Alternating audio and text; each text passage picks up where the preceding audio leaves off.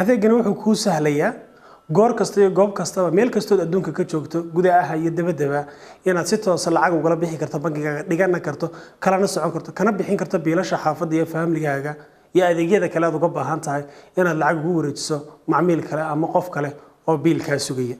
adeegana wuxuu kuu sahlayaa inaan isan ku mudaysnayn xilli iyo waqti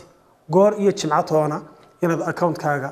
uu ka xanimo balse aad lacagtaada si toos ah aad ugala bixi karto faa'iidada adeegana kuu soo kordhinaya waxaa ka ah in amaanada lacagta kugu jirta bankiga aad ka warhayso xilli kastood u baahantay goob kastood joogto si aad u ogaato fadlan garaac xidig 888 xidig number sireedkaaga Telesom kadibna Afrigeys dooro number 8 oo ku qoran tahay Dar es Salaam Bank si aad ula socoto number 1 taabo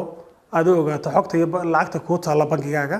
number 2 markii aad rabto bankigaaga inaad lacag dhigaala adigu dhigato adoon joogin adeeg xafiisyada uu ka furan yahay bankiga Dar es Salaam Bank meelaha uu ka furan yahay number 3 dooro si aad lacag ugala baxdo bankigaaga xilli kasta ha ahaato habeen maalin adoo wadanka joogaya adigoo ka maqanba dooro number 4 si aad macmiil kale aad account-ka lacag ugu dhigto dooro number 5 si aad u samayso account-kaaga lacag ku jirta inaad ka saarto account kale aad ku shubto dooro number 6 si aad u bedesho number sireedkaaga bankigaaga dooro number 7 si aad adeeg account cusub aad uga furato Dar es Salaam Bank